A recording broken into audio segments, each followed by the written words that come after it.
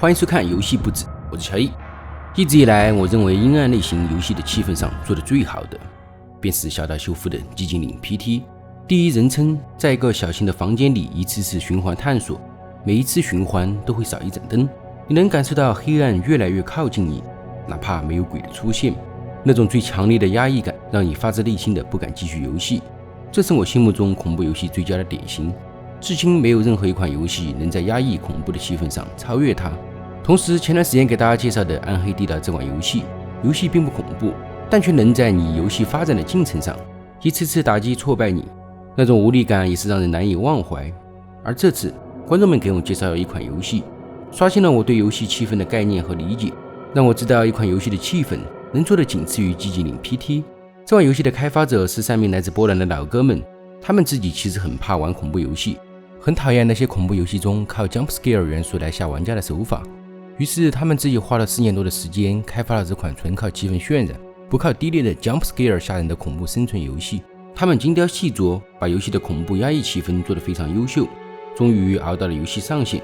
许多玩家对于这款游戏给予了好评，但他们却了解一些玩家经济条件不是特别的好，很喜欢这款游戏，怕家人看到账单为游戏花了不少钱，只得无奈草草体验游戏后算好时间赶紧退款。他们还见到一些冒充主播或者合作伙伴的人来骗取游戏的 key， 结果转手卖给那些网站吸玩家们的血。最后他们思考了很久，这3个老哥把他们多年的心血，把一个完完整整的游戏自己放上了盗版网站，给玩家们免费下载游玩。这对于一个小工作室而言是一个非常高风险的举动，但他们赢得了玩家们的口碑，凭借出色的游戏质量也赢得了玩家们的信任和支持。这款游戏的名字是阴暗森林，名字毫不起眼，缺乏新意。俯视角游戏画风有点带像素和卡通的性质，这种画风和类型设计，如果想打造成极致的恐怖压抑感，在类型上是很难比得上寂静岭 PT、逃生那种主视角的恐怖游戏，但它却依靠优秀的设计和卓越的气氛渲染来征服了我。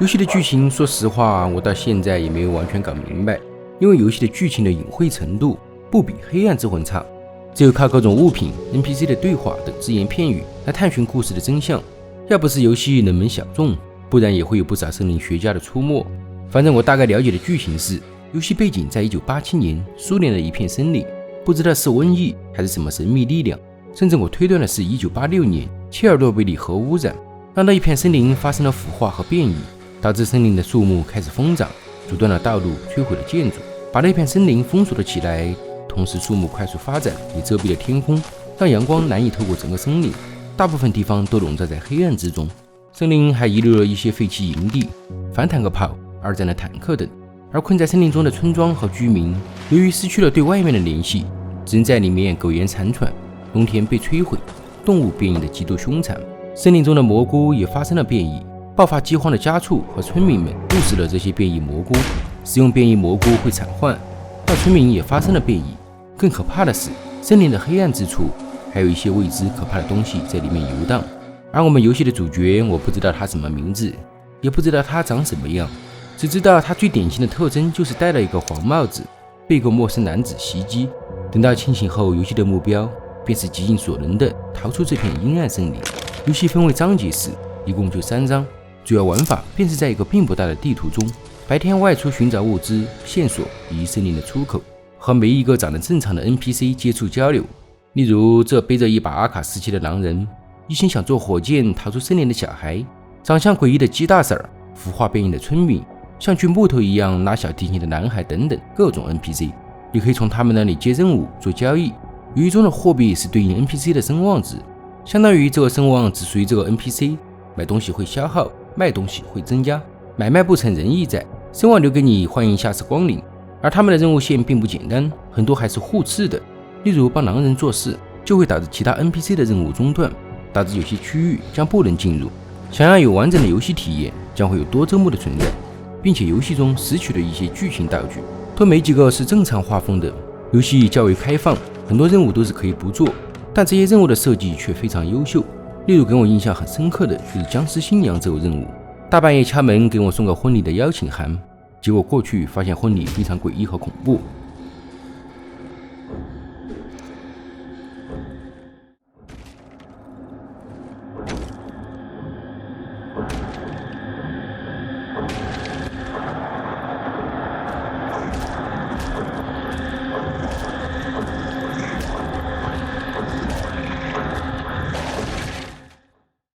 以及去猪圈的任务，第一次看到那种变异的巨型家猪，把人给吓坏了。游戏中的场景、环境、气氛等非常到位，不同的区域有不同的特点，另外还有成群的野人、凶残的恶犬、敏捷的猎头怪，甚至看似正常的鹿也是个暴躁老哥，脚下随时有毒蘑菇、捕兽夹等陷阱。想要战斗活下去，你得依靠避难所的工具台，或者野外交易周刮来获得升级武器装备，同时还得依靠技术和智慧。例如可以吸引发狂的鹿去攻击野人，让他们两败俱伤，坐收渔利。游戏的打击感非常的好，一个俯视角像素风的游戏，无论是攻击还是受到伤害，都做出了一种拳拳到肉、切身体会的感觉。这是游戏白天的内容，而到了晚上，便体现出了游戏气氛最优秀的地方。地图中会存在一些避难所，里面有工具台、锯木机、气炉、发电机、水井等设施。而最关键的便是这个气炉，通过点燃气炉会让它产生一种特殊的气体，笼罩整个建筑，可以阻止一些恐怖的袭击。也能通过收集一些奇物来提取精粹，给角色升级技能。如果到了夜晚，你还在野外晃荡，那生存的机会非常渺茫，不但视野差，被各种怪物追杀，踩中陷阱和蘑菇，迷路已被血红色的触手给弄死。如果你躲进了避难所，你以为就安心了吗？错了，这个游戏最可怕的地方就是避难所也不是安全的。它不像如消失的光芒等游戏，无论外面的夜晚多么可怕，只要回到避难所睡一觉等就能天亮避开凶险。所以这游戏是不能睡觉的，你得硬撑到天亮。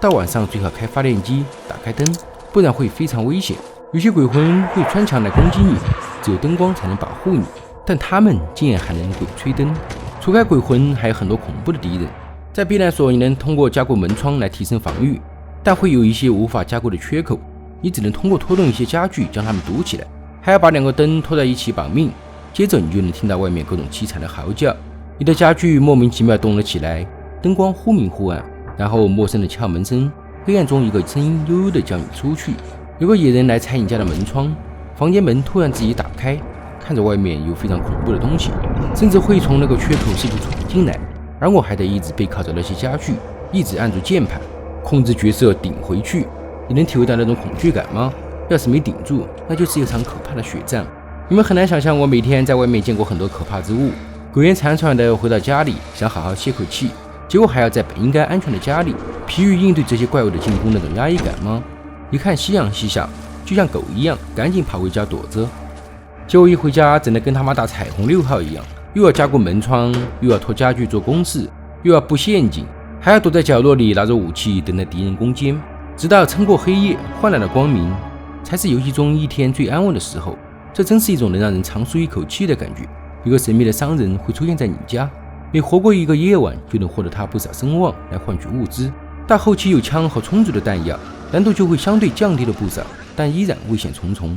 总的来说，游戏是通过白天收集资源做装备，和敌人战斗，做任务推动剧情发展，晚上回家防御敌人的进攻，直到一步步离开这片阴暗森林。游戏的体量不大，配置要求低，可玩性却非常的高，再加上多周目多结局，可以让玩家们充分领略这款游戏极致压抑的气氛和魅力。而且8月7日刚更新了非常完善的官方中文，没有突然吓人的元素，只有无尽压抑的气氛。我觉得对于不怕恐怖游戏的玩家，可以去尝试一下这款游戏。说了那么多优点，至于缺点还是在那夜晚。在游戏中后期凭借精良的武器可以击退敌人，这便导致了中后期的夜晚不再那么恐惧，但每一天都要防守，有一种拖慢游戏节奏的感觉。我觉得应该设计成让玩家来选择，可以通过睡觉快速度过夜晚，只不过有一定几率会受到惩罚，或者让玩家坚守到底，成功了可以获得更多的奖励。至于游戏的结局，依然采用了多结局，不同的结局有好有坏。我给大家讲一个最为震撼的结局吧。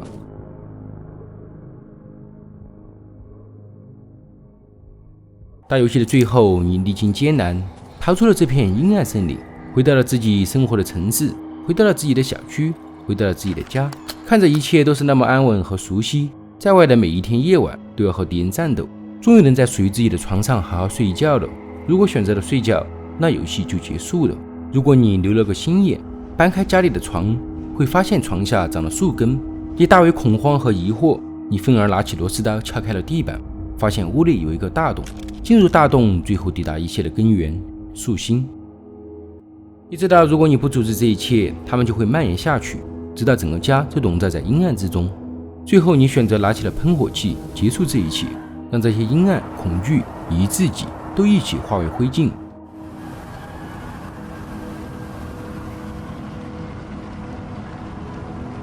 而最后，游戏会像《这是我的战争》那样，开始回应你在游戏中的所作所为。你的行为可以导致那些 NPC 的不同结局，但愿你的行为和内心在阴暗森林里没有被阴暗所笼罩。感谢收看本期的游戏不止，喜欢的观众朋友们可以点击关注。我是乔伊，我们下期再见。